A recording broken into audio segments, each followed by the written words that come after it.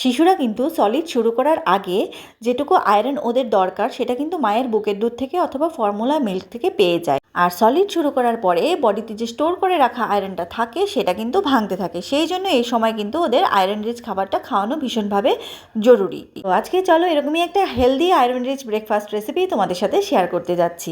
তো রেসিপিটার জন্য আমার লাগছে এখানে 2 টেবিল স্পুন মতো রোল্ড ওটস। রোল্ড ওটসটা কিন্তু আমি গরম জলে 10 মিনিট মতো ভিজিয়ে রেখেছিলাম। আর আমি এখানে 2 টেবিল স্পুন ওটস নিয়েছি। তোমরা বেবির এজ অনুযায়ী, বেবি যদি অনেকটা ছোট হয় 7-8 মাসের হয়, তখন সেই ক্ষেত্রে কিন্তু তোমরা 1 চামচ নিলেই কিন্তু যথেষ্ট। তো 10 মিনিট ভিজিয়ে রাখার পরে ওই জল সমেত ওটসটাকে আমি একটা প্যানের মধ্যে ঢেলে দিয়েছি এবং সঙ্গে 1 কাপ মতো জল আমি এর মধ্যে অ্যাড করে দিয়েছি। আর পাশাপাশি দেখো আমি এখানে 5 থেকে 6টা মতো পালং পাতা নিয়ে সেগুলোকে ভালো করে ধুয়ে কুচি করে এগুলোকে আমি 1 থেকে 2 মিনিটের জন্য বয়েল করেছিলাম। বয়েল করে আমি তারপরে এগুলোকে জলটা ফেলে, বয়েলড ওয়াটারটা ফেলে আমি এগুলোকে ঠান্ডা জলের মধ্যে ডিপ করে রেখে দিয়েছি। তার পাশাপাশি দেখো আমি এখানে সারা রাত ভিজিয়ে রেখেছিলাম 4টে কাজু বাদাম আর 2টো খেজুর। তোমরা যদি এই রেসিপিটা 7-8 মাসের বেবিদের জন্য করতে চাও তাহলে সেই ক্ষেত্রে কিন্তু 3টে কাজু বাদাম আর একটা বড় সাইজের খেজুর দিলেই কিন্তু বেশ ভালো রকম মিষ্টি এই রেসিপিটাতে হয়ে যাবে।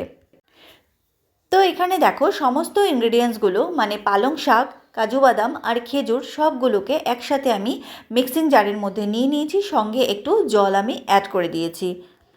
এইবারে সমস্ত ইনগ্রেডিয়েন্টসগুলোকে খুব ভালো করে মিক্সিং জারে ব্লেন্ড করে একটা স্মুথ মিক্সচার আমি তৈরি করে নেব। তো দেখো এখানে সুন্দর মিক্সচার কিন্তু আমার তৈরি হয়ে গেছে, এখানে কোনো পার্টিকেল কিন্তু নেই। এটা একটু চেক করে নেবে, একদম ছোটো বেবিদের ক্ষেত্রে গলায় লাগলে কিন্তু চোকিংয়ের একটা প্রবলেম হতে পারে। এইবারে দেখো পালং শাকের যে মিক্সচারটা আমি তৈরি করেছি সেই মিক্সচারটাকে আমি প্যানের মধ্যে অ্যাড করে দিয়ে ওটসের সাথে খুব ভালো করে মিক্স করে নিয়ে হিটটাকে অন করে নিয়েছি। আর রোল্ড ওটসটাকে আগে থেকে ভেজানোর আমার একটাই কারণ, যদি আমি একটু আগে থেকে গরম জলে ভিজিয়ে রাখি তাহলে কিন্তু রান্নাটা হতে অনেকটা কম সময় লাগে, আর যদি না ভিজিয়ে করি তাহলে কিন্তু একটু সময় লাগে, যেহেতু এটা অনেকটা শক্ত হয় নর্মাল ওটসের তুলনায়। তো এইবারে দেখো ওটসটা আমি মোটামুটি 5 মিনিটের জন্য রান্না করে নেব। তার মাঝে মাঝে কিন্তু আমি এরকমভাবেই নাড়তে থাকবো যাতে তলায় লেগে না যায়। আমি যেহেতু আমার বেবিকে খাবারটাকে এই টেক্সচারটাতেই দেবো, সেই জন্য আমি খাবারটাকে কিন্তু ম্যাশ বা ব্ল্যান্ড এরকম কিছু করব না। তোমরা যদি চাও তাহলে কিন্তু খাবারটাকে হয়ে যাওয়ার পরে ঠান্ডা করে ম্যাশ করে বা ব্ল্যান্ড করে সার্ভ করতে পারো। আর খাবারের কনসিস্টেন্সি কিন্তু পুরোপুরি তোমাদের বেবিদের পছন্দের ওপরে। বেবিরা যেরকম ঘন বা পাতলা খেতে পছন্দ করে ঠিক সেরকম মুহূর্তে কিন্তু তোমরা অফ করে নামিয়ে নেবে। তো আমার এখানে ওটস কিন্তু একেবারে রেডি হয়ে গেছে। এবার আমি আমার বেবিকে সার্ভ করে দেবো।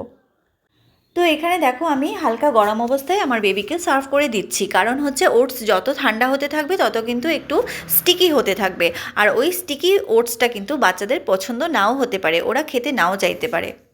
তো এখানে দেখো ওটস আমার সার্ভ করা হয়ে গেছে, আর সব শেষে আমি অল্প একটু ঘি অ্যাড করে আমার বেবিকে সার্ভ করে দিচ্ছি। এবং ঘিটা অবশ্যই বয়স অনুযায়ী অ্যাড করতে হবে, তোমাদের বেবির এইজ অনুযায়ী কিন্তু তোমরা ঘিটা অ্যাড করে দিতে পারো চাইলে, আর না চাইলে ঘি অ্যাড না করেও কিন্তু তোমরা দিতে পারো। তবে ঘিটা দিলে খাবারটা অনেকটাই হেলদি হয়, আর বাচ্চাদের জন্য ঘি কিন্তু খুবই হেলদি একটা খাবার।